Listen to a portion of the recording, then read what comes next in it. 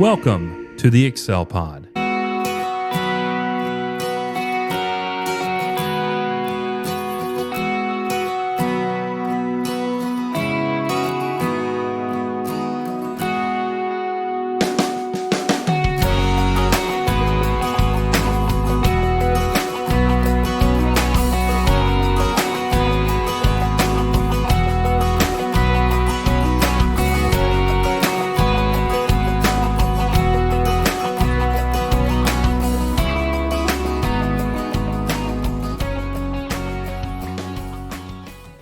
Welcome to the UNTIED Podcast, where we unravel the knots of life with faith, wisdom, and encouragement, because together we're here to untie from tradition and embrace truth through powerful Bible teaching.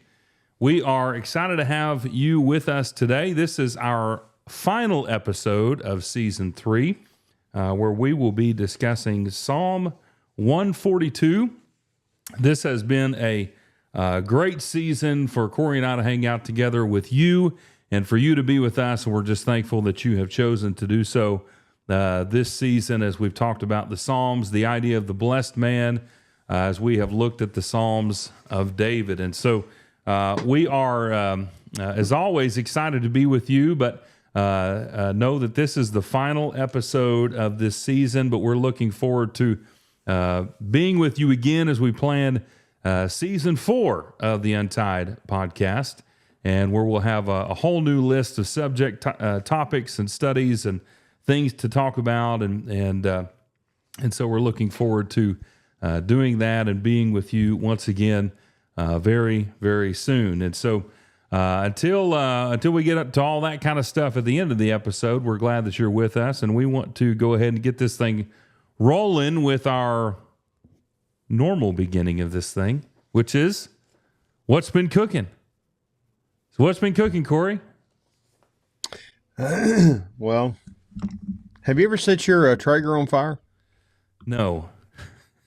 You started with that right before we hopped on, and I've got to hear what this story is.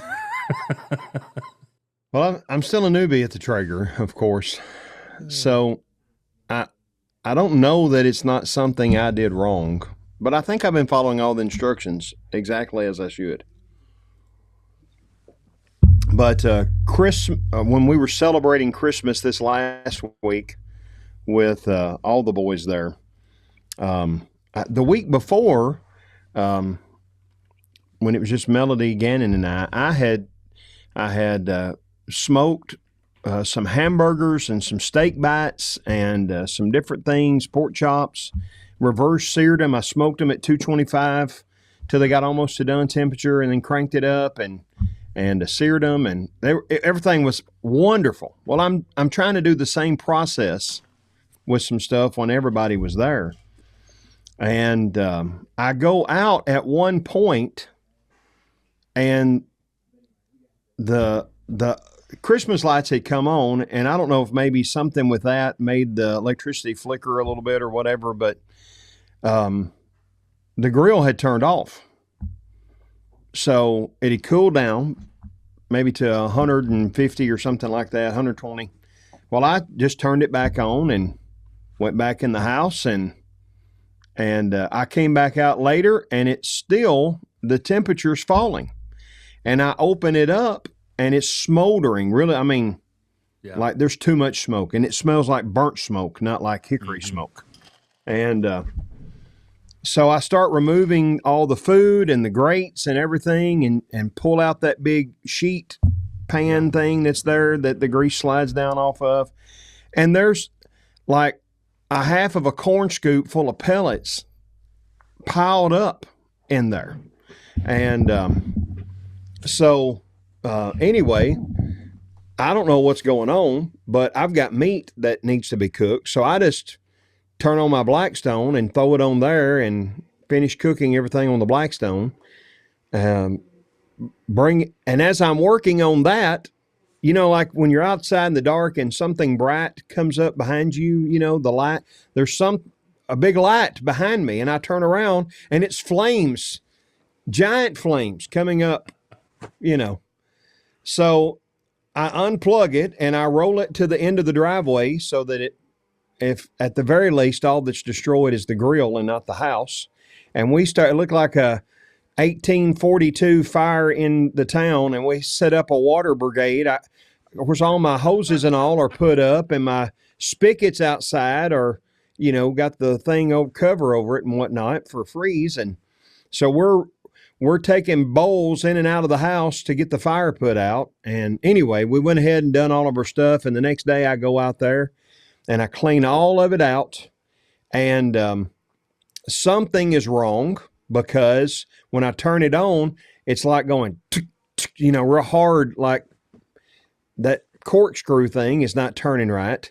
So I remembered what you had said about burning the motor out, and I thought, well, some of those things probably so I take the whole thing apart, didn't have any idea what I was doing, but I just started taking stuff apart, and I'm kind of mechanically inclined enough to kind of figure out how things work. So I figure out how it works, and I get the corkscrew loose and get it out. And one thing I will say on design, that little tube is exactly the same size as a hose for a shop vac. So it makes it really easy to clean out that tube. Got it all cleaned out, got it all put back together, and it started running. But like that little, I looked it up online, that little heat thing is supposed to get like red hot. Yeah. And mine was not. I mean, it was warm because when a pellet would hit it, it would start smoldering, but it never.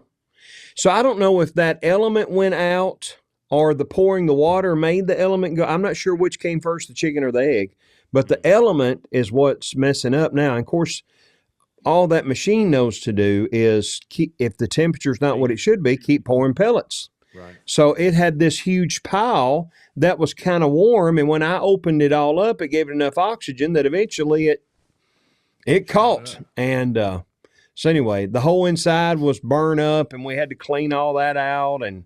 And I have decided now that I need to order me a new one of those elements, which is only about $20, but yeah.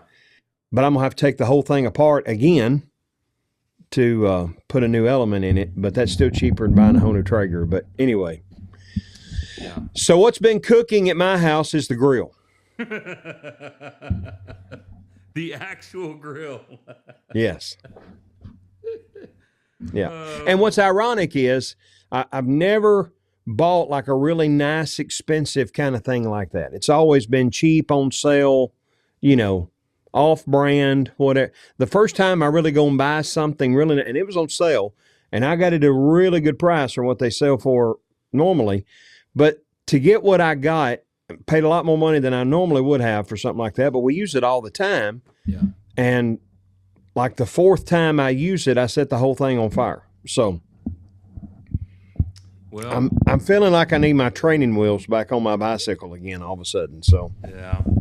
Well, the good thing about a Traeger is pretty much everything is pretty cheap. As far as fixing, it's not crazy. Heating elements, $20. The motor itself is only, $20. I think it's $20. Oh, when I got to looking at the prices, I thought I should have just bought the pieces and put one together, and I could have done that cheaper than buying a whole one. Oh man, yeah, that's weird that it would all of a sudden go out. But just one of those deals, I guess. Maybe it's just a faulty one, but yeah, I haven't ever had a problem with that. But you're right. If that thing goes out, and it's just feed. Yep. So, and it had I think it had it so covered up with pellets, it couldn't get enough oxygen to actually light on fire. Yeah. Did you turn it just straight back up to temperature? Yeah, because I didn't know.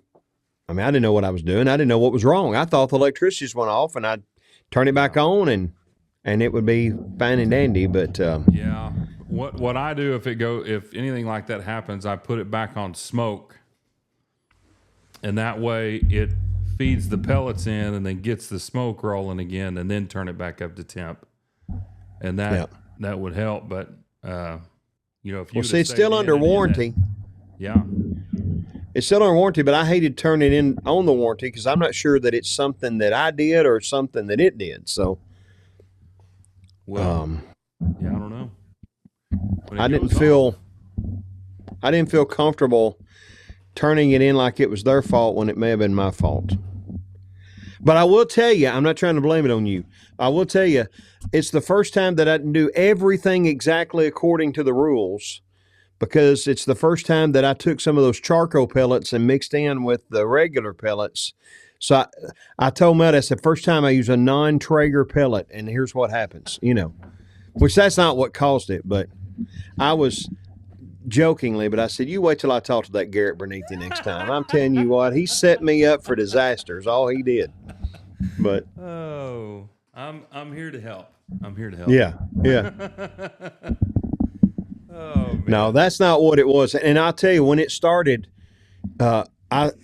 I will say you were right about how much more smoke it produces with the charcoal. I mean, you could tell when I first got it cranked up. I mean, it was smoking way more than it normally does, and I like that. So yeah, that charcoal is good stuff, man. Mix it with whatever, and it just really, I don't know, it just regulates better. I love the flavor that charcoal brings anyway. Yeah. So it really is a good addition. I didn't ask you what ratio that you use, but I just got it at 1-to-1, half and half. Yeah, that's what I think. I just pour one bag and mix it all together in a big old bucket is all I do. Yeah. So yeah. I think that's the best way. And I did, I've just used charcoal before, and of course, it works really well. And there's a lot of those guys, Heath Riles and some of those guys. That's what they, on some things, not everything, but on some things that they'll cook, they just do straight charcoal pellets. But I like the mixture of that and hickory. I think it really works well, or hickory, or whatever. But hickory is what I buy mostly.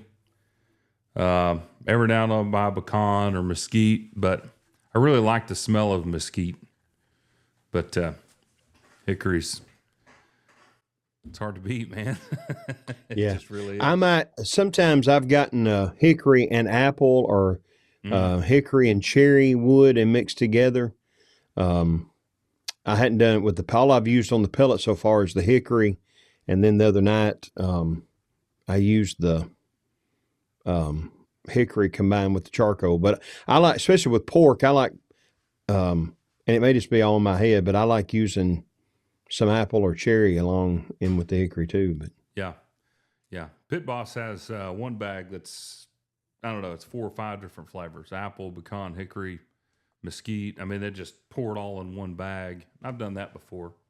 Yeah, Traeger's got one of those. I noticed it is I think they call it the Meat Church blend or something, but it's connected with the Meat Church guys down there in Texas. But yeah, Meat Church guys. Anyway, got some good stuff.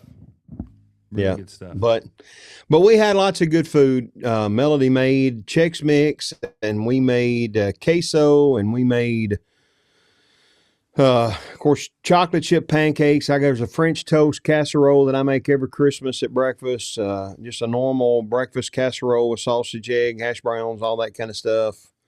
I mean, it's just so much food, and of course, everything that my homemade hot chocolate. I don't know if I ever told you about that. My homemade hot chocolate, I make that every Christmas.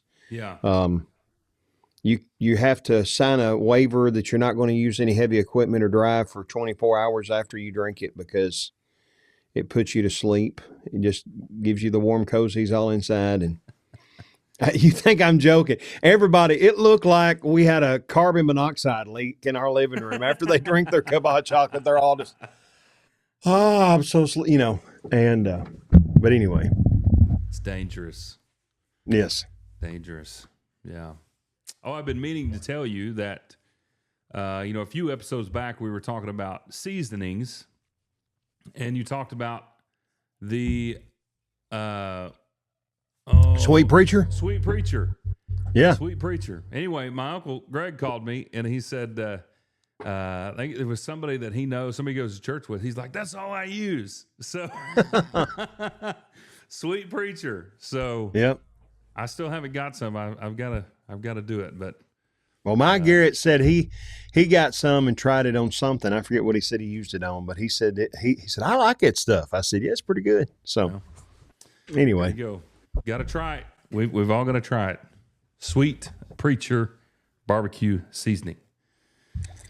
Well, lots going on for sure. New year. We're getting ready for the Excel Still More Bible Workshop here in just a few weeks. And Corey and I will, of course, both be there.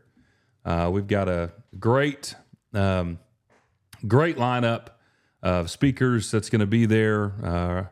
Denny Petrillo, Dan Owen, Rick Brumbach, Keith Harris, Lori Boyd, trying to make sure I don't leave anybody out, Joe Wells, Steve Schinnerer, Billy Clayball.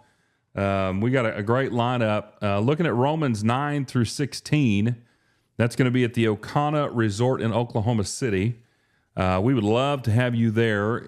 It's January 21st to 24th. Starts Wednesday morning, goes to Saturday afternoon. Every night, every evening except for Wednesday, you'll have off. And got the schedule out. Everything's gearing up for this thing. Hope that you guys who are viewing or listening to this, that you'll consider coming and spending some time with us as we study Romans 9 through 16. The books are ordered, and so everybody gets a book at the registration. It's built around learning, applying, and building, and then we've got several breakout sessions that we'll be looking at different things. Corey's going to be looking at ministering in the book of Romans, which is going to be a lot of fun. Lori Boyd is looking at, I believe it's the idea of dedicated, and she's developing 4 lessons out of that. Keith Harris is looking at a couple of different texts in Romans 12 and 15. And Rick Brumbach is going to be looking at culture in the early church in Rome. And I know that he'll do a great job with that during those times. So hopefully everybody will come. It's going to be a lot of fun, Corey. We got a great spot there at the Ocana, the convention center. Very professional looking. Lots of restaurants, coffee, you name it, it's all there. People, you don't even have to stay there if you don't want to, if you're around the area. But this is going to be a really good time. And who knows, maybe we can set up the old podcast and have some podcasts during it and have some fun interviewing the speakers and all that kind of stuff. I think that'd be a lot of fun, and we can record that, of course, go live on YouTube and whatnot. But it'll be a lot of fun together during those days. So can't wait. Yep, that'll be fun. Approaching fast. Yep. Yeah, too fast. In fact, as I was working on some of the lessons last night, I was reminded of just how fast it's approaching. I need to work a little harder. So yeah, it's coming soon, and so we will be working on announcing, of course, after the workshop is over. We'll announce next year and the study coming out next year, and of course we'll have all the books that we've done. We have done. This is hard to believe, Corey. This is our 7th study, 7th workshop. We have done 1st and 2nd Thessalonians. We have done 1st and 2nd Peter, Jude. We've done James, of course, Romans 1 through 8, and now we've completed it with 9 through 16. So the Roman series will be over, and have plenty more stuff coming. And who knows? We actually have a lot of stuff coming. So. Stay tuned for that, and you can register at excelstimore.net. Come out and join us. Be a lot of fun. Well, Corey, we are in Psalm 142 today, and we are have the theme, You Are Not Alone. And so this will be another good psalm of David, and we'll go ahead and start bringing this up. But looking forward to this study together as we look at Psalm 142. And of course, that's we have a couple of connecting points. I've been having some trouble getting my other screen to pull up. Doesn't look, there it goes. At any point that this thing starts to not work, we'll pull off of it and just have us. But we're connecting this back to 1 Samuel 22 in verse 1.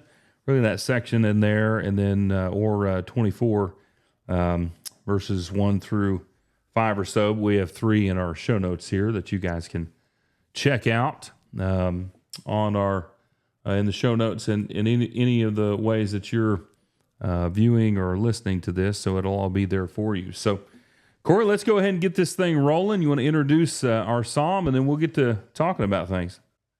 Yeah, well, Psalm 142 is it's a lament. It's also a bit of a didactic because while he's calling out the Lord, he's teaching. In fact, it's in the title it tells us it's a Maskil of David. So he's teaching with this, telling them that when I'm in this situation, this is what I do, and obviously the lesson is that it's what we should do. And like so many of these that we've talked about, it's so applicable to our life because David is in a point where he feels all alone, and rightly so. And that's a position that a lot of people that even today, I'm sure you've ministered to a great number of people that they feel like they're all alone, whether it's, whatever they're going through, a diagnosis or financial issues or marital trouble or whatever, they just feel all alone. And even at times we know we're not alone, but that's still the way that it feels. And same case with David, there's one thing you can say that's not true or that's not real, and so you ought not think that way or believe that way or whatever, but perception to some degree is going to be reality. And if I feel that way, I can tell myself that's not the case, but you still feel that way, and it's a real thing to feel lonely and all alone. And so one of the things that this psalm reminds us of is that, with the Lord, you're never alone. You may be removed from, you may be serving overseas in the military, or you may be one of the National Guard members. Somebody listening to this may be one of the National Guard members that got activated and you're serving in Washington or, Memphis or somewhere away from your family or whatever, but you're not alone because God is always with us. And David knew that. He feels alone, but that's why he's calling out to the Lord. So the text that you all referenced all have to do with David being in the cave there in 1 Samuel 22. Saul's after him, trying to kill him in the previous 3 or 4 chapters. And David feels he's in this cave. He's surrounded by Saul and his army and his supporters. And it's a lonely place to be when it feels like the world has turned against you. But even though he's alone and even though he's powerless, David knows that he can trust in God and that God will hear him and help him. So a lot of different ways that you could break this apart. And I've in my notes got several ways that different people have broken it apart. It's only 7 verses, but still I've got it broken down into 4 sections. The first one is verse 1 through the first line, the first half of verse 3 of David's cry. And then the second line, the second half of verse 3 and verse 4, he's talking about his enemies and the position that he's in. Verse 5, David's salvation, talking about God and how he's the one that he can turn to. And then David's request, verses 6 and 7, what he's actually asking God to do for him. And some people will combine a couple of those or whatever and just make it 2 or 3 different sections. But it's also maybe a bit of a trust element in there involved as well because of what he says in verse 5. But as I have preached it and taught it, that's kind of the way that I've broken it down. But it's a great psalm, another one of these great psalms to preach and teach because it's dealing with an emotion, an application, a situation that everybody has felt, is feeling, or will feel one day. But it's also only 7 verses, so it's a pretty easy text to work through in a 25-minute sermon or whatever.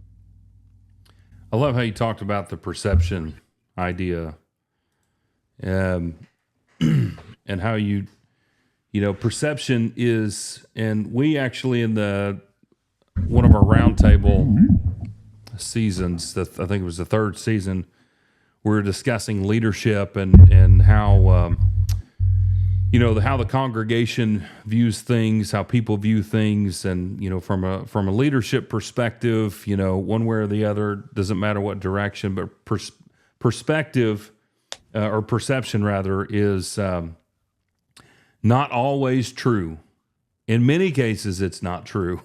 However, perception is reality in many ways at the same time. It's an interesting thing to think about. Because perception is everything. How do you want to be perceived, or how are you perceiving life? Whether it's right or wrong doesn't really matter. But what you feel, what you see, what you're going through, that's something that is really important, and is something that we've really got to consider in our life. And David's perception of a lot of things is can be bleak at times. That's right. And our life, we can have that same perception. Even if our life is tremendously blessed, we have everything going for us. It's easy to get in that hole, and you get into essentially quicksand, where, or you call it quicksand. We've talked about the box before, and whenever you get in your box or you get in that quicksand, you step in it. And pretty soon, your mind is on this journey downward, where everything is turning against you. Life is not what you think it is, what you hope it to be. You can start looking at people or looking at situations or what others are going through, and begin coveting, and begin really having deep feelings of jealousy and selfishness and pity. And I mean, there's just so many ways that so many roads that you can go down with this idea of perception. And it is a real thing that all of us go through. None of us are exempt from it. But it seems that, especially when we are in, we'll take the negative side, when you got something that's going on that's a little bit hard in life, if you're not easy, you can create your own perceptions, whether they're right or wrong, real or not. You can make that perception a reality in your own mind, and that can get you in trouble. In a lot of different ways. I'm not saying, physical trouble from anybody. I'm not saying that, but, from a mental standpoint, you can really get yourself in trouble by having the wrong, having a certain perception and stepping in that quicksand where every step gets deeper and deeper and deeper. And it can really create a hard time in life. Yep. And that's the key is, understanding. You can tell people, well, I feel all alone. Well, you're not. Well, people aren't going to say, well, okay, I'm not, and suddenly feel better. Yeah. And that's where this comes in, the idea of ministering. You can either, as you say, you can head in the wrong direction with that and get further and further into it, or you can work yourself out. And that's what David's doing here, is how do I work myself out of a place of feeling lonely to working myself to a position that I feel like I'm not alone, that, it's a catchy little slogan for the marquee sign out on the front of the church building that, you and God make the majority. Well, that's true, but you don't just suddenly read that going down the road and say, well, okay, everything's better. It takes some work to get your mind, James chapter 1 is that idea of when you're going through those temptations, those trials rather, that you lead your mind to thinking, well, that takes some time, and that's what you're seeing here. So, well, there really has to be a controlled thought process, I guess. You really, I've heard this a lot, and I've heard it from different preachers. I've heard it from, I've said it, but being intentional in the way that you think about life, about anything, being intentional, and having this mindset that kind of draws this line, has boundaries, that says I'm not going to think about things this way, and if there's something that's going to lead me into thinking that way, into that direction, then I'm going to stop right here and I'm going to turn the other way. I think it's very healthy that we all create boundaries in our life. Boundaries as men, boundaries as ministers, boundaries for our marriage. There's got to be boundaries even in the way that we think. And some of that is, some of this stuff that can go in our mind is a result of what we feed our mind. And if you keep feeding your mind the negative, what is your mind going to spit out? It's going to spit out negative. That's just how this thing works. And so being intentional in the way that we think about life and the way that we think about our situation is so important for us to consider, because it doesn't allow us to go down that negative road. And I think that's really something important for us to consider, because even though we haven't really talked about this word, perception really is something that has been completely, engulfing our conversations. Everything that we've been looking at with David, there is a perception. When he's looking at Saul, there's a perception of the king. When he's looking at a situation, there's a perception of that. David had boundaries. We need to have boundaries. That's just really a healthy way to live life. Not easy, but it's intentional, because you're choosing what way that you're going to turn physically, spiritually, and mentally. Yep, that's exactly right. And that's what David's doing here, is how do I work my mindset back to where it should be, thinking the right way, focused on the right things. It begins with turning to God. If we're gonna access the strength of God's help, it's turning to God, and that's what he's doing in this prayer. So let's go ahead and start this thing off, and we're looking at this first section here, which you have labeled in verses 1 through, we're calling it 3a, which is David's cry, and it starts out that way. I cry aloud with my voice to the Lord. I make supplication with my voice to the Lord. I pour out my complaint before him. I declare my trouble before him. When my spirit is overwhelmed within me, you knew my path. I guess really just overwhelmed within me. But, that's several different ways to say the same thing. Yeah. He tells you there what he's doing and the why that he's doing it. So verses 1 and 2, I'm crying, I'm pleading, I'm pouring out my claim, I tell my trouble. Like you said, it's 4 different ways of saying the same thing. Verse 1, the second line, he tells you what it is that he's crying out for mercy from the Lord. He's giving his complaint to him. I'm telling my trouble for him. But what he's asking for as he's crying to the Lord is God's mercy, for God to show him, what it is that he needs. He's asking him for a favor. And the reason he does then is that first line of verse 3, God knows the way. When you're all alone, that's especially, the scariest thing usually is not where you are or what you're going through. It's to think of it that you're by yourself. Even if we don't know. Now, if I'm lost in the woods, I might get a little scared. If you and I are lost in the woods, I might be a little bit scared, but I'm not going to be as scared. Right. If we meet a bear, I think I can outrun you. Maybe I can. I don't know. But, maybe... That's not why I would. But I wouldn't. You're not as scared when you're with someone, and knowing that God is with me.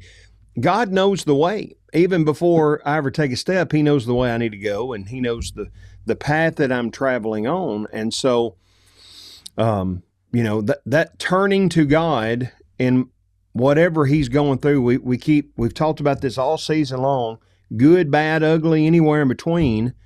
That's what David is going to do. And it shows his anguish, and it shows that he sees that God is his only hope that he has. But he knows God is the one that can help him. And so, that's why he's turning to cry to him. He knows that as devastating as this situation might be, I don't have anywhere else to turn anyway. Sometimes that's when we do turn to God, is when we realize we don't have anywhere else to turn. But God's the only one that could possibly get me out of this jam that I'm in. Well, and we've talked about this before. The idea of don't have anywhere else to turn. That's a powerful concept here that we've looked at not only with David, but we looked at with Paul, and we looked at with Jesus. There ain't nowhere else to turn. God is the only way to turn. And so I'm not saying that David here was forced to turn to God, but in his mind, his faith is forcing him to look at his life and say, this is where you're at, what you got going on. You can turn away from the Lord or turn to him. And so his choice based on faith, understanding, as we looked at, I believe it was last week, and we've seen it before, that God is true refuge. He's true protection. You want to go somewhere where there's comfort, it's with him. And in the, that takes you to everlasting right there. But to turn to God, Paul talks about the fact that he was forced to stop relying on himself and forced to start trusting in the Lord. And there was a situation that cultivated that for him. And maybe, him in the cave may have been the situation that really truly led him, because he talks about it so much, it really truly led him to begin fully relying on God to maybe a level or degree that he hasn't before. And there's probably steps to this, whether he was with Saul or Absalom or anyone else, the Philistines we've looked at. Every time that he does that, it maybe adds another step in his trust and his faith in the Lord, that he's truly relying and trusting on him. And so, once again, 1 and 2 shows us, as we have seen time and time again, you can go to God over and over again. He wants you to cry to him, so do it. He wants you to pray to him, so do it. He wants you to pour out your feelings and complaints and thoughts and all that, your cares, so do it. He wants you to, as it says here in verse 2, New American Standard, I declare my trouble before him. That's what he wants. Cast all of your anxieties on him because he cares for you. So don't ever think that you're bothering God with your problems, because you're not, and you never will be.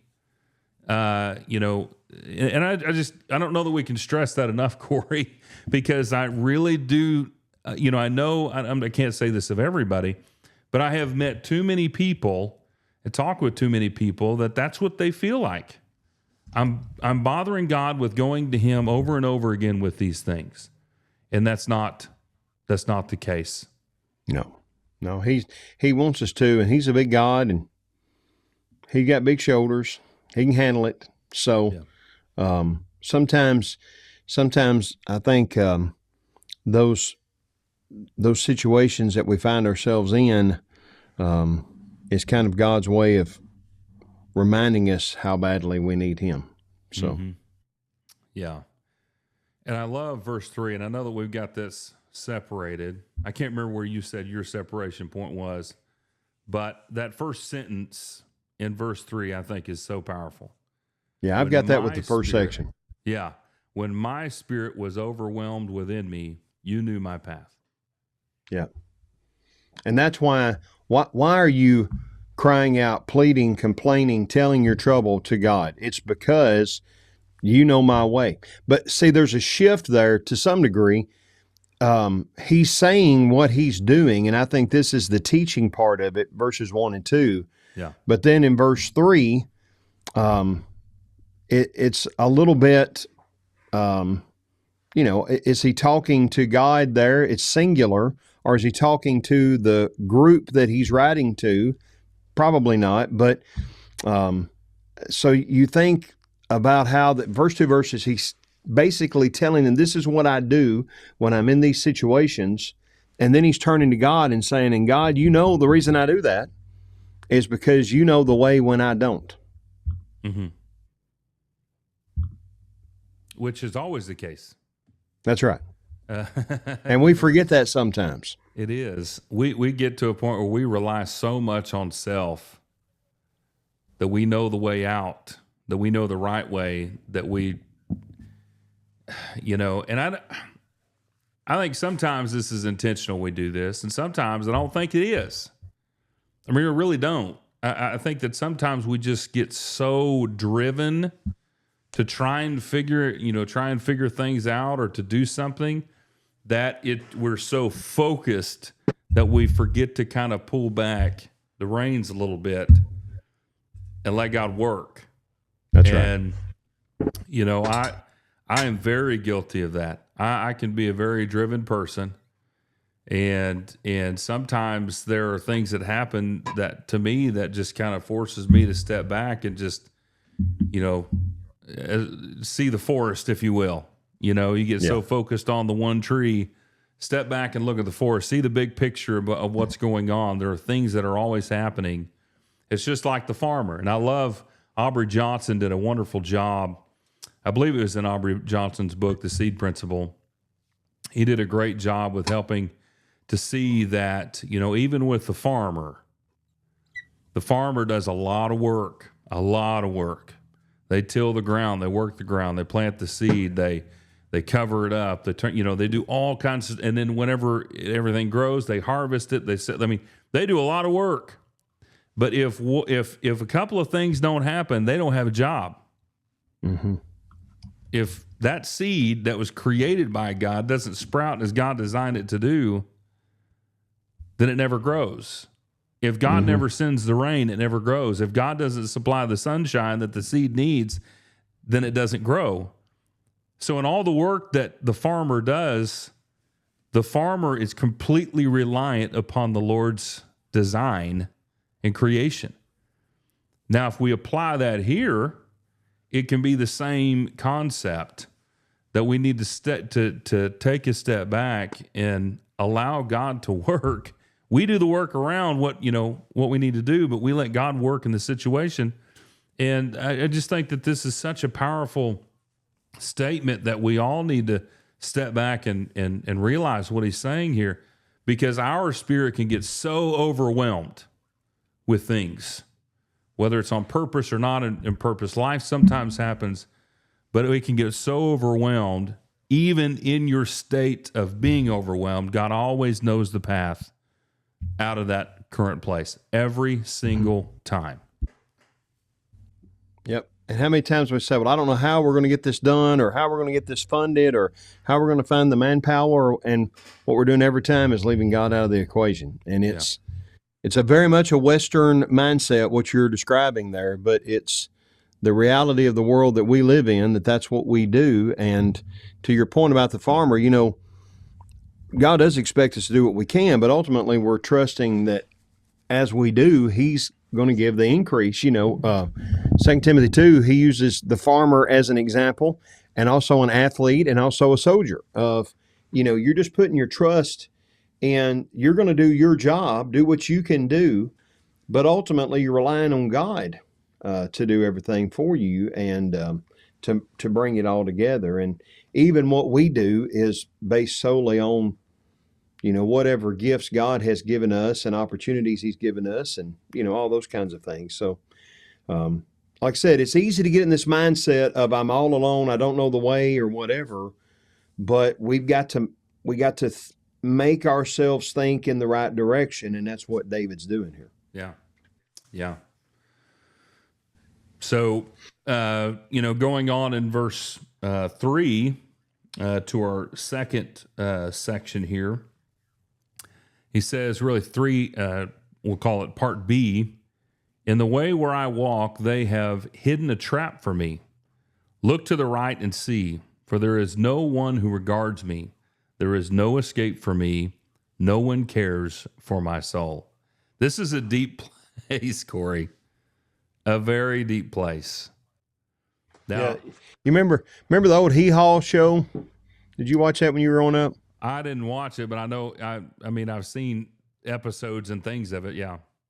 All right, this is a little bit of a rabbit, but this is one of those things like you see it come on one of these retro channels, and you're like, "Hey, boys, we watched this when we were little kids," and like the first scene that has any females in it and how they're dressed, I'm covering up their eyes as quickly as I can, and like, why did my parents let me watch it? But anyway, but there's this scene, it's stuck in my head, of deep, dark depression, excessive misery If it weren't for bad luck, I'd have no luck at all. Gloom, despair, and agony on me. Deep, dark depression is what David is in. Second half of verse 3 and verse 4. These enemies, they've surrounded me. They've trapped me. Everywhere I look, there's no escape. Everywhere I look, there's no one who cares about me. I'm all alone. That's the way that I feel, that the whole world has turned against me. And these enemies they've laid the perfect trap. We would look at it and say, there's no way out. There's no escape. It's over. They've chased you to now you're in a hole in the ground. There's nowhere to run. There's nowhere to hide. There's no way to escape this. Now, again, you go back to 1 Samuel, there is a way. God provides a way. But again, we read what happens there, but we come over here and we see what's going through David's mind. And what in the story, it looks like, oh, David's so brave and he's so, he's not. The old John Wayne quote, and I won't say it exactly right, courage is being afraid but saddling up anyway. Is that the way it goes? Something like that. Something like that. These Bible heroes, it's not that they had it all figured out, and it's not that they had just great courage or what. It's the trust that they had in God that allowed them to get through it.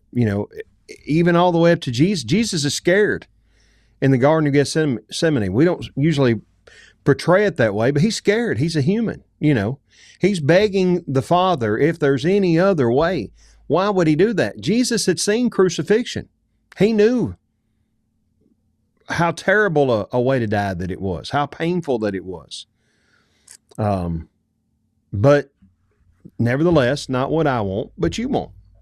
Well, David's scared to death that there's no way out, but I'm going to turn to God and do what God wants me to do. And that's, again, that doesn't happen at the flip of a switch. You don't read a psalm and say, all right, I'm good, but it's being in prayer, being in the Word, leading your mind to think that way that helps you get out of those holes that we dig for ourselves sometimes.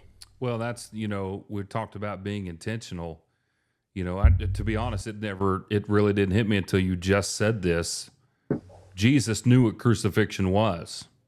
Mm-hmm. It wasn't a private thing. It was a very public thing. So, I don't know that we read of any of that where Jesus is walking by looking at this, but could he have seen it? Yeah. Well, just think about how to make this real and apply it here. If we think about it from this perspective, when you know something's coming and you see that, there is something in your mind that is triggered, and now you're thinking about it. So we're reaching here, we're just exploring this, I guess, a little bit. But if that was the case, and being in that area, it probably was the case, that Jesus would have seen it. Being a human, something would have been triggered in his mind, and that would have been something, okay, that's coming. Well, that leads anticipation. And anticipation for things can lead you in different directions. So just thinking about Jesus from a human perspective, he wasn't immune to those things, I guess really is the point that I'm trying to make here, is that he wasn't immune to the things that that we go through. He fully went through everything, but yet still put his trust in the Lord. Well, did David know what could happen if Saul got a hold of him? Did David know what would happen if Absalom got a hold of him? Did David know what the Philistines would do if they got a hold of him? Yeah. I mean, pretty good idea of what probably would happen, and he's on the run. And that's when you feel like the world's against you. I mean, if we just look at what this says here, they've hidden a trap for me. They're we've read Psalms that they're surrounding him from all sides. Look to the right and see, there is no one who regards me, no escape for me, no one cares for my soul. He's gone down that path, and he's really struggling because he doesn't have any help and encouragement. And so I guess what this shows here is that nobody is exempt from the idea of being depressed.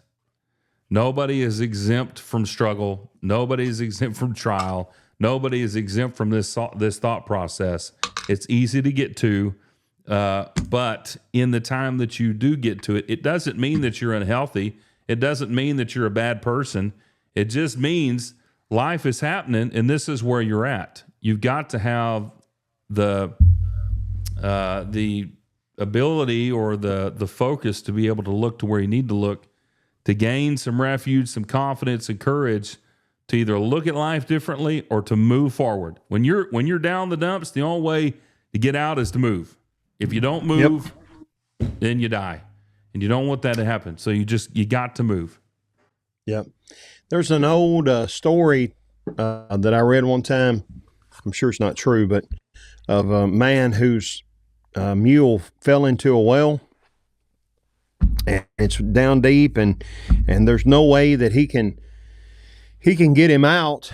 The mule's bellowing and he's suffering, and he thinks, well, the best thing I can do is just bury the mule and let him suffocate and die, and not make him starve to death or whatever. So he starts throwing shovelful at a time of dirt in the well. Well, all of a sudden the mule realizes what's happening, and he stops bellowing, and as the dirt piles up, he steps on top of the pile of dirt, and as more dirt comes in, he keeps stepping up on the dirt pile, and next thing you know, he steps out of the well. Now, I don't know that that's a true story, but it's kind of the way, we're in the well, we can bellow about it, or we can take the steps to get out of it, which is what you're saying. Yeah. And if we're smart as a mule, at least, maybe, we would have enough sense to try to do that. It's not, as you said, depression is not, we're not immune to it, and it's not indicative of a lack of faith or trust. It's not indicative of a lack of spirituality. It's just part of living in this world. And but at least cognitive depression that comes from what now, there's chemical imbalances and all that, to clarify, but the depression we get into by how we're thinking, it's like you said, we got to be intentional about our thinking to take those steps out of it. Mm-hmm. Yeah. We can't give up when things get hard. We've got to be able to be strong enough. And I'm trying to think of the right word, but you got to have a little bit of courage. You got to have a little bit of of the ability to move forward, to take the hits. And I loved a Brent Venables quote. He said, and I heard it just on one of the hype videos is where I heard it, to be honest. He said, a man who has been through pain, he doesn't walk the same. Mm. That's powerful. Yep. That's powerful. And it's true.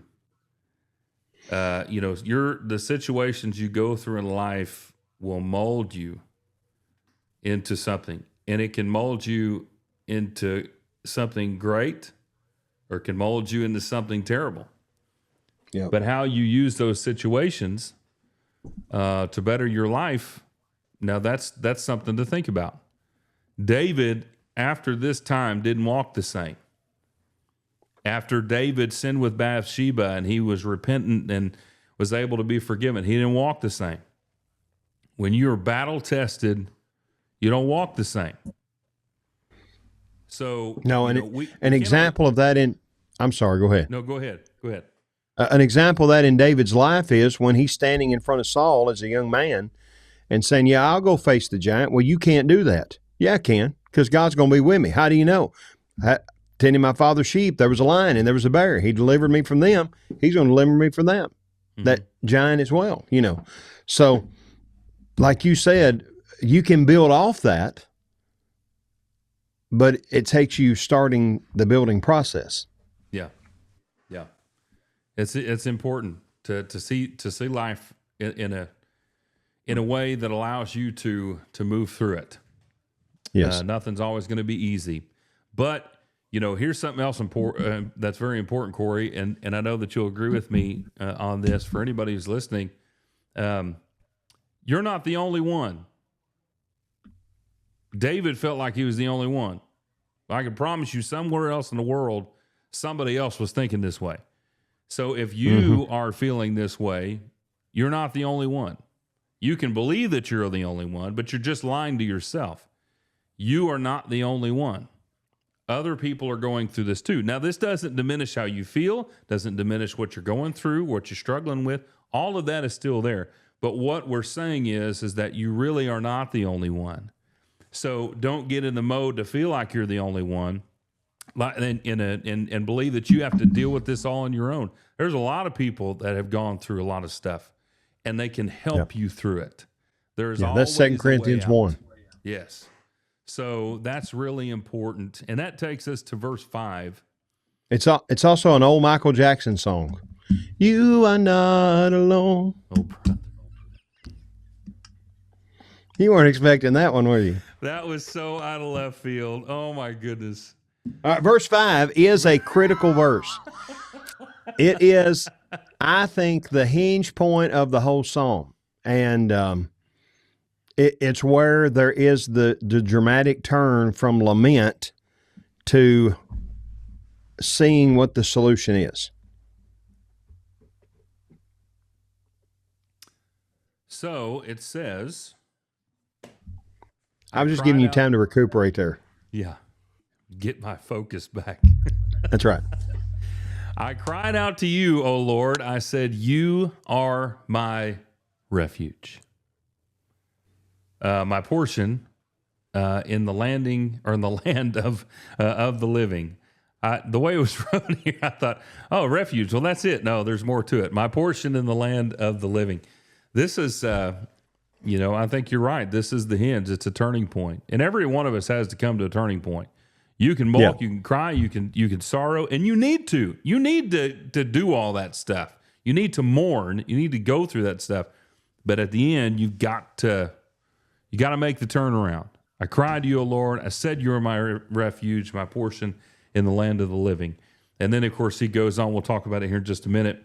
But this is a place that you have to come to as well. And this is often at times, I think, and tell me what you think, Corey, that people can be maybe at their most frustrated. I've been crying to you. I've been talking to you. I ain't heard nothing. Where, as David has said, where are you? How long will you hide your face, O Lord? We've seen that. Job, we've talked a lot about him. He cried out to God, couldn't get anybody. He was seeking somebody to speak to God on his behalf. And we've seen that in a lot of different places. This can be a very frustrating place. However, to continue to reach out is very important.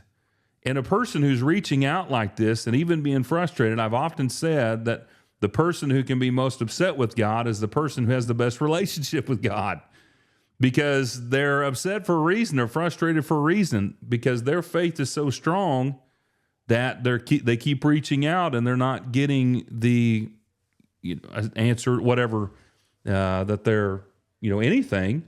And so I think that's a sign of a healthy relationship, because you're continuing to reach out. And I think that's what David's doing here. He has a healthy relationship, and that's what brings him to this point. Yep. And then, he said in the first two verses he was crying out to the Lord. Well, verse 5 here is, I want to think, I'll make sure here, it's perfect tense in Hebrew, so it's a completed action. So there comes a point where, I've got to let God do his thing, and his timeline is not always our timeline. We've talked about that before. Mm-hmm. But notice what his confidence, where his trust is. You are my refuge. And we have noticed this several times in the Psalms, him talking about this. God is the place that I can go to for safety. And it's not the cave right now that's keeping me safe. It's the Lord that's keeping me safe, And then my portion in the land of the living, which is a very interesting way to put this, because that word that's translated there as portion is the same word that you see over and over in Joshua and other places, where it talked about the distribution of the land of Canaan to the different tribes. Mm-hmm. So there it's like, this is the portion of land, this is the spot of land that is given to you that means that you are going to live in the land of Canaan. And he's using this a few hundred years later, he's using this to say that God is the portion that allows me to live in the land of the living, the promised land of life, that I get to be here. In other words, what he's saying is that God not only is keeping me safe, but he's going to make sure that I stay safe. Yeah. And again, none of that is based off of like some, over self-inflation or anything of like that, anything of that nature for David. It's that he knows that God's going to keep his word. He's been anointed to be the next king of Israel. So he knows he's going to be the next king of Israel. So he knows Saul is not going to be successful in killing him. Otherwise, I'm not going to be the next king of Israel. And this goes back to what we were talking about earlier. You can know it, you can know the facts, but you still feel a different way. Yeah. So the reason I'm crying out to the Lord, I've cried out to you because I know here's the reality, and this is what I've got to get my mind to thinking on, not the way that I feel, but my security is that I know that my feelings and the reality are at odds with one another, and I've got to base my faith and trust not on what I feel, but what I know of God and who he is and what he says he will do. Does that make sense? Yeah. Yeah. I don't think I'm making too much out of that verse, but I think that's like the crux of the whole thing that's going on here, in my opinion. Well, you're the internal battle being at odds with one another. That's that I think is, I mean, as far as I understand here, that's exactly what's going on. I mean, that's everything that we've been reading here, is how he feels. And we as human beings get stuck in the way that we feel. And so many times we allow the way we feel to push the way that we think. Mm-hmm. So our feelings are ruling our thoughts, and they're ruling our decisions. And that's sometimes that can be a good thing, but in many cases it's not a good thing. Knowledge and understanding, those are, when we look at the rest of wisdom literature, knowledge, understanding, all these are things that create wisdom, true wisdom. And true wisdom may judge against the way that you feel. So this is the internal battle, not only that David goes through, but that all of us go through, that we're allowing our feelings to direct our hearts and minds rather than the knowledge of truth to direct. And I'm not saying the gospel message. I'm saying the reality of what life actually is, the reality of the blessings that you have. I have nobody in this world. Well, that's how you feel.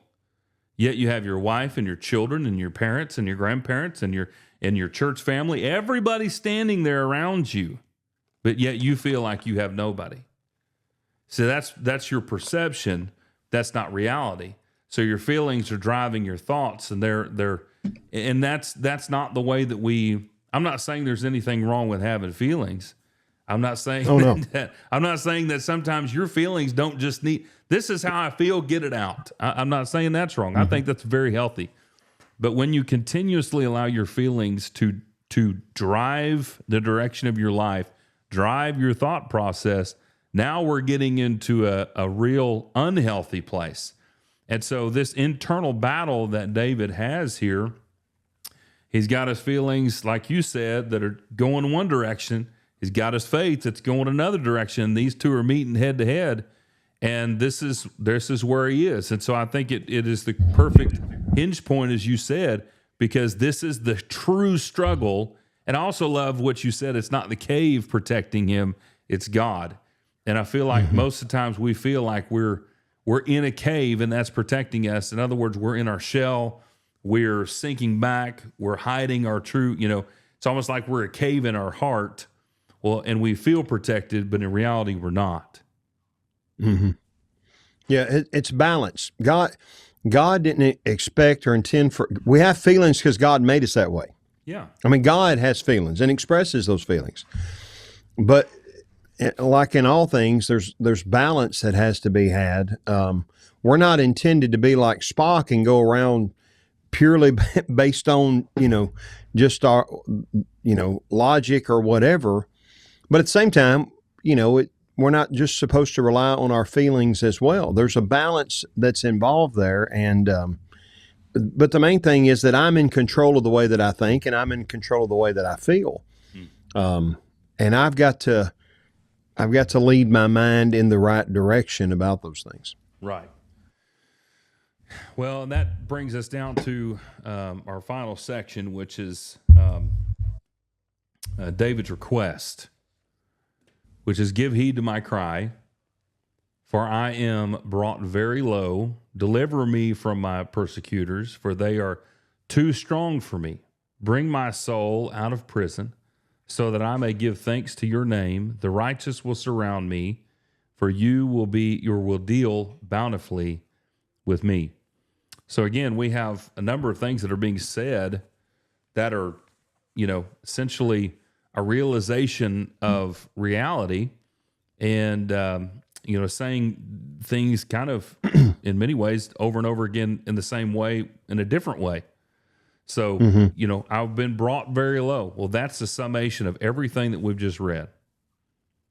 But the only way out is with the Lord. Yeah. 3 imperatives he gives to the Lord, telling God, not that he's commanding God, but he's telling God what he wants him to do. Attend to my cry in verse 6, which just pay attention to what I'm saying, please. Yep. Number 2, deliver me, save me. And then number 3, bring me out, which is literally carry me out or take me out or whatever, of prison.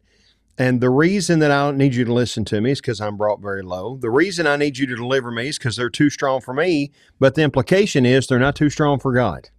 And then once you do that, what's going to happen? 3 things. I'm going to give thanks to your name. The righteous are going to surround me. You will deal bountifully with me. And all of these laments we've talked about end in this kind of praise, even laments that are more lamenty, if that's a word, than this one is. But he's, again, ending on a positive note. And really, it's the entire book of Psalms ends this way. You've got Psalm 141, 2, 3, 4, and 5. Those last 5 Psalms are all lament Psalms. And then 146, 7, 8, 9, and 50 are all praise Psalms. So we talked about in the introduction of all of this how that if you really narrow it down, there's really 2 types of Psalms, praise and lament. Early in book 1, lots of lament, a little bit of praise. And that slowly transitions to, by the time we get here to book 5, lots of praise, very few laments. But the whole book ends, or the collection of 5 books, ends in the same way. You've got 5 lament psalms, but that's not the note that we're going to end on. We're ultimately going to end up on these 5 praise psalms, 146 through 50. But anyway, that's what he's saying is I'm going to, this is one of those praise words. I'll give thanks to your name. I'm going to praise your name. Some translations even have, but I'm going to give thanks to your name. The righteous are, right now I'm surrounded. He said that earlier in verse 3. He didn't use the word surround, but he says that, you look to the right and there's no one, there's no refuge, no one who cares. Basically, he's saying I'm surrounded by the enemies. But when God gets done, I'm going to be surrounded by the righteous. It's when you put God into the situation, how totally 180 degrees things can turn around that only God can do. Yeah. Yeah. It's full trust, full understanding. The reality of our life is that God, he said it here, is powerful enough to do anything. He can do far beyond all that we can ask or think, or far more abundantly, like the New American Standard says. And to come to the realization of that is very important. And so you might even say that Psalm 142 for David is the healthy way to go through a time of great trial. You're brought very low. That can be a natural thing due to circumstance. Deal with your feelings. It's almost like the stages of grief here that he's going through. And, come to your time of frustration, whatever, lay it out on him. But then ultimately end where you should end. That's what all of this is about, is you're going to start at a certain place, but where you end up in this process is what's really important. And, that's right. And so I think that, David does a wonderful job of showing this. It's so awesome. We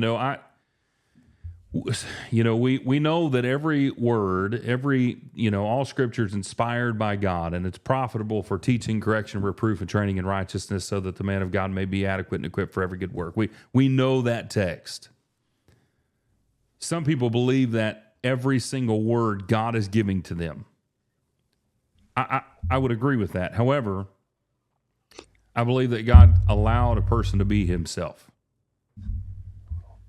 And in this, God is using David to be able to share that even these great men of faith, even these great servants of God, even his greatest kings, all struggled, yet all put their trust in the Lord and ultimately relied on their faith to get them through those things.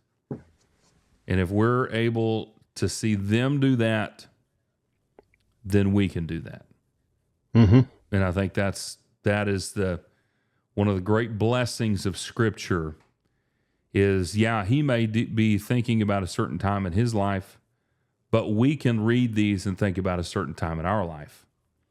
It is so applicable here. You and I have been through stuff, and we've talked about some of those things. And this, in a lot of cases, sometimes this is exactly how I felt. But in the end, this is the outcome that I was able to reach because of the wonderful people that were surrounding me, because I was looking to the Lord, and trying to work through the things that I was going through. And I'm certainly not using myself as an example, as saying, look at me. What I'm saying is that this is a proven method that has helped me. Mm-hmm. And this is something that if it can help me, it can help you. So that's exactly right. And that's the purpose of, I think, these Psalms being preserved for us even till today, is God knew we would need them. Yeah. There's so many things like that in Scripture, things that we need that we didn't even know that we needed. And, I was thinking about this the other day. If you ask somebody, what's your favorite book? If you ask a Bible student what that is, it's whatever they're reading, whatever it is that they're studying. And you think, oh, well, that's just a typical preacher, whatever answer. For me, that really is the case. Whatever I am engulfing myself in, I'm going down those roads, those different paths, and learning. And it just is really, it's a lot of fun. It's fulfilling. And, that's what Scripture does. It takes you on these journeys and builds you up and corrects you and tears you down, and it does all kinds of things. And that's the power of the Word. Somebody once said it's not people who can convict or convert others. It's Scripture that does that, and I think that that's true. And the more time we spend in Scripture, the more time we're going to be made into the men and women that God wants us to be. Yep, that's exactly right. So, and that's what you get. The more you're in the Psalms, that's what you're going to get more and more of. that's right. That's right. So our study of the Psalms for this season is done, but hopefully it's not for you. Right. Right. This has actually led me to, I'm preaching through the Psalms this year. So I'm excited about that. Of course, I won't be preaching through every Psalm. There's only 52 Sundays. So in our second service, I'll be preaching through the Psalms. And this has been something that the Psalms have blessed me tremendously, and hopefully it will for those who are here. And so, of course, I know that we would both encourage anyone who's gone through this with us to start studying on your own. Study these Psalms on your own. Break them down. And remember, these are not meant to go fast. Go through them, meditate on them, and consider them for your own life. Well, Corey, that is, I'm so thankful for another study with you. Surely, I'm looking forward to season 4. That will be right around the corner. We'll be announcing when that will come out soon. It will be probably a few weeks. We've got as we stated before, the Excel More Bible Workshop is coming around, and we will probably, I think that we're going to do a special podcast at the workshop. That'll be a lot of fun, but we'll, at some point after that, start our new season. We'll announce that to you as that time approaches. So, but Corey, before we start signing off for season 3, you have any closing words you'd like to say or leave us with? I wish I was wise enough to do so, but just get in the Psalms and study the Psalms. And I tell every class that I ever taught Psalms, can't teach them all and can't obviously flesh out everything, but if you can love the Psalms and love the God of the Psalms and love preaching the God of the Psalms, it's going to grow you closer and the people that you influence closer to Him. So, yeah.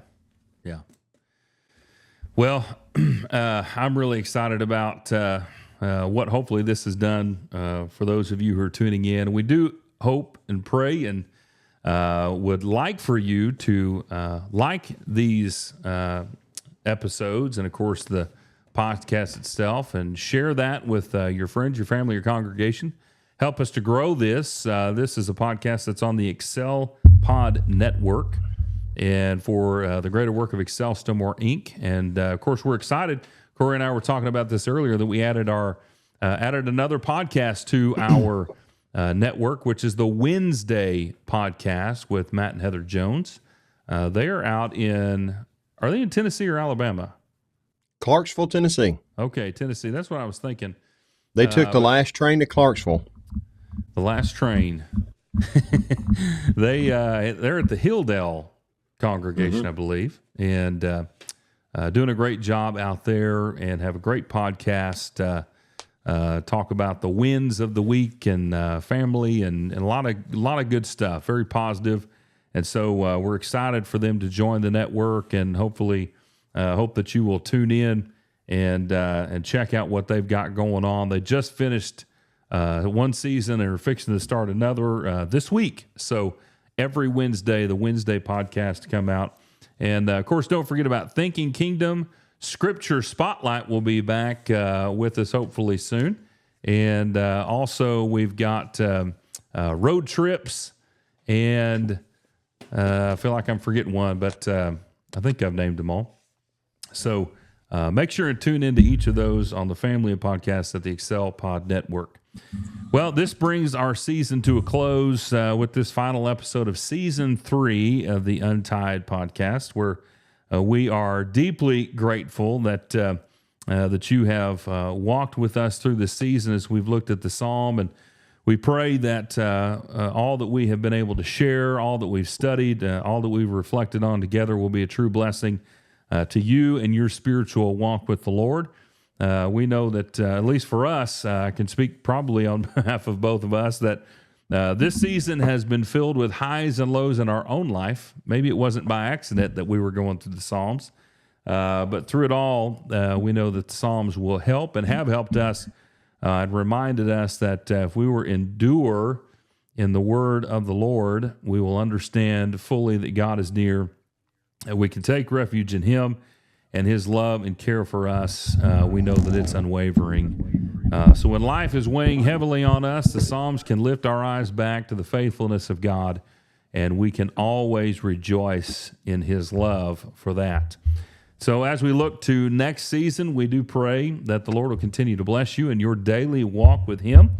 We pray that you will remain focused on His will for your life, that you'll stay untied from all the things that will pull you away from the Lord and tie yourself firmly to His life-giving word.